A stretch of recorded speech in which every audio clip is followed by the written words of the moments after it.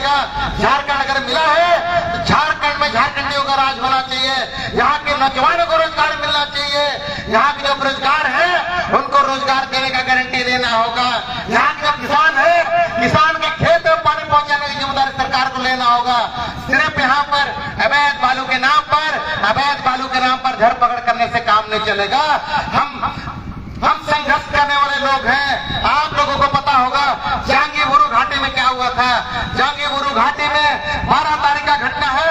12 तारीख का घटना है। वहां पर 6 साल की मासूम बच्ची को 5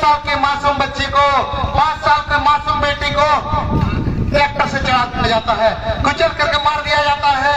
और उस मासूम बच्ची के परिवार के लोगों को मुआवजा दिलाने के लिए हम लोगों ने धरना बैठा, क्योंकि हम जनता का प्रतिनिधि है, जनता का सेवक है। और जनता ने मुझे चुन करके मंझारी प्रखंड में जिला परिषद बनाया है।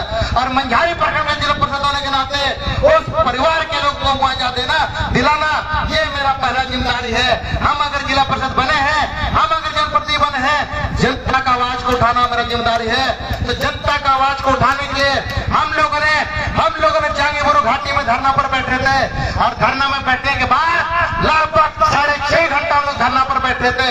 हम लोग क्या देखते हैं? हम लोग देखते हैं कि हमारे जो 2 डीएसपी साहब आते हैं और बोलते हैं कि केस कर देंगे, जेल में डाल देंगे।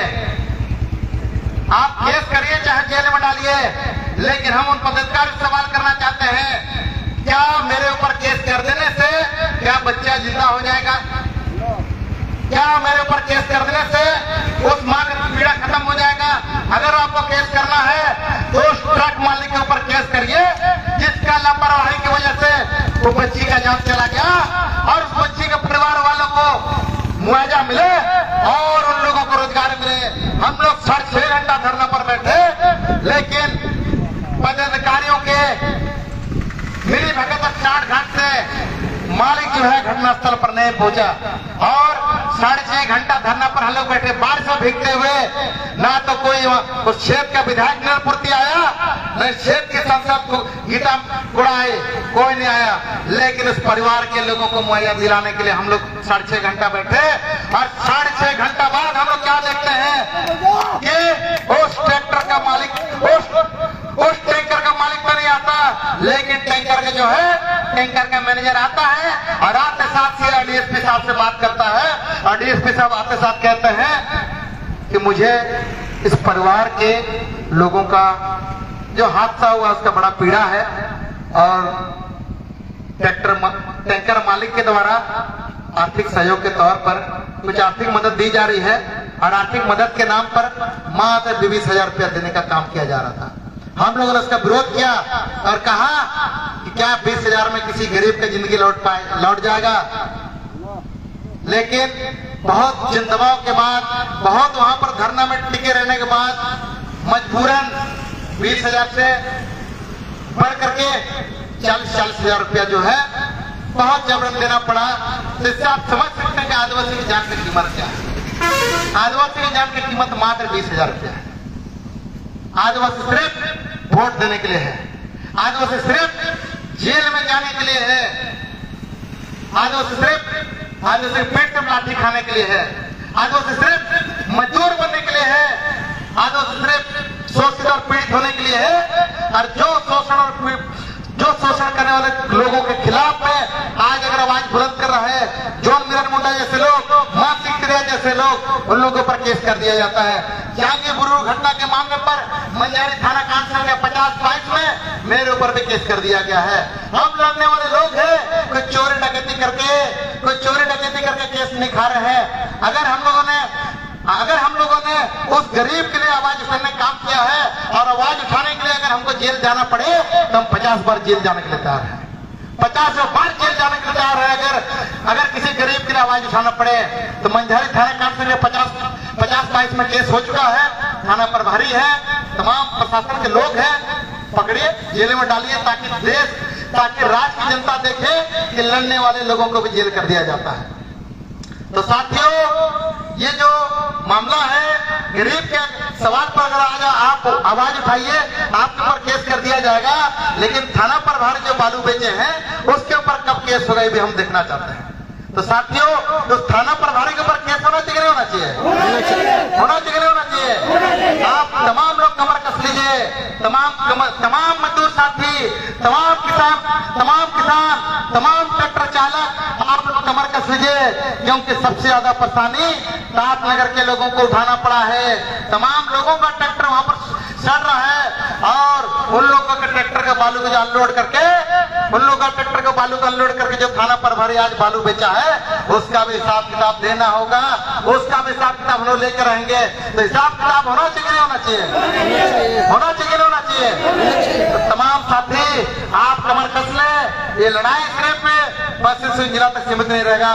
हम लोग पंपलेट बांटेंगे और राज्य सरकार से सवाल करेंगे, माननीय मुख्यमंत्री सवाल करेंगे, उनसे सवाल करेंगे कि आपके लिए 88 डिसमिल का जमीन अनगढ़ा में लीज हो जाता है, लेकिन यहाँ के लोगों के लिए बालू का लीज कब होगा? पंकज मिश्रा उनका दामाद है, जो बिहार का आदमी है, जो पंकज मिश्रा उनका आज दामाद हो गया कि जिनके नाम से 10 साल के लिए माइनिंग का लीज हो जाता है, लेकिन यहाँ के लोगों के लिए बालू का ग्राम सभा को कब सौंपा जाएगा, ये हम सवाल करेंगे। इस पर सवाल होना चाहिए नहीं होना चाहिए?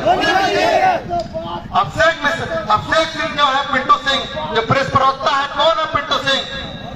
उसका खतियान कहाँ का है? उसका खतियान भी जांचने की जरूरत है। आज पिंटू सिंह जैसे लोगों के पास करोड़ों की संपत्ति हो गया है, अरबों की संपत्ति हो गया, जिसका एक ही जमीन नहीं चला गया, एक ही जमीन नहीं गया, लेकिन आज जो है यहाँ के लोगों को जो अरबों खरबों की संपत्ति होना चाहिए था, यहाँ के लोग प्लान करने में विवश है, लेकिन पिंटू सिंह, चिंटू सिंह, अभिषेक पांडे और पंकज मिश्रा जैसे लोग करोड़ों की संपत्ति बना ली है। आज भी देख लीजिए यहाँ पर कितने आदिवासी के नाम पर लाइसेंस बना हुआ है, कितने आदिवासी के नाम पर लाइसेंस बना हुआ है। यहाँ पर एनआरपी विभाग है, डीएमएफटी फंड से हर महीने का टेंडर निकलता है, लेकिन देखिएगा कि एक यहाँ पर 100 में से मात्र जो है 3-4 ऐसा लोग होगा जिसके पास लाइसेंस होता होगा, नहीं तो उसका भी कोई हिसाब किताब नहीं है।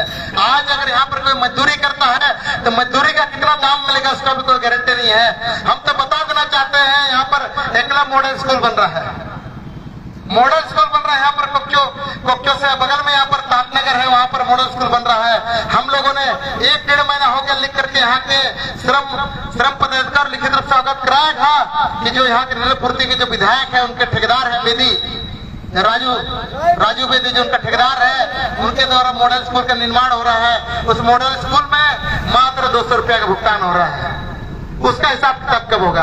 उस ठेकेदार के ऊपर कार्रवाई कब होगा? उसके ऊपर कोई कार्रवाई नहीं होगी, क्योंकि पैसा वाला है, पैसा वाले पर कार्रवाई नहीं होगा। लेकिन जो गरीब है, यहाँ के जो कमजोर तबका के लोग है, अपना दो अक्का रोटी के लिए संघर्ष कर रहा है, उसके ऊपर कार्रवाई होगा। अगर बालू का नीति नहीं बना है तो बालू की नीति बनाइए, बालू की नीति बनाने से कौन रोका है? लेकिन आप नहीं चाहते कि यहाँ पर बालू का नीति बने, आप चाहते हैं कि यहाँ के लोग जो ट्रैक्टर चला रहे हैं उनके लिए जेल का दरवाजा खुले रहे और यहाँ के लोग जो है जेल के अंदर में रहे। यही 2.5 साल के अंदर में हम लोगों ने देखा है। साथियों, आप लोगों को पता होना चाहिए कि कोर्ट का दरवाजा जो है, लोगों को लगता है कि अगर हमको न्याय नहीं मिलेगा तो कोर्ट ही ऐसा जगह है जहां सबको न्याय मिलेगा, लेकिन कोर्ट में भी सबसे ज्यादा भ्रष्टाचार है। आप लोगों को बता दें, मंझारी में हमारे ऊपर एक केस था, उसी मामलों को लेकर के सुनवाई था हमारा एसडीएम सदर में, और वहां के जो जज साहब जो पेशकर है, जज साहब के पेशकर बोलते हैं, उस दिन डिसीजन का अंतिम दिन था, उस दिन फैसला होना था, और जज साहब के पेशकर 2:32 पर हमारे पास आते हैं और कहते हैं कि आज तो निर्णय का दिन है, सजा करवाना है कि केस खत्म करना है। तो हमने कहा कि केस खत्म करना है, तो फिर उनका कहना है कि 2000 रुपया देना होगा। बताइए, ये बात कौन बोल रहा है? जज का पेशकर बोल रहा है, जहां पर लोगों को न्याय की उम्मीद है। जज का पेशकर बोल रहा है कि 2000 रुपया देना होगा, और मेरे पास पैसा नहीं था, और मेरे साथ मेरे जो केस में और 5 लोग मेरे साथ थे, और झूठों का केस था, रंगदारी के नाम पर झूठ मूठ का केस कर दिया गया था। उसका अंतिम सुनवाई का दिन था, और उस अंतिम सुनवाई के दिन में जज का पेशकर बोलता है कि 2000 रुपया देना होगा, और मेरा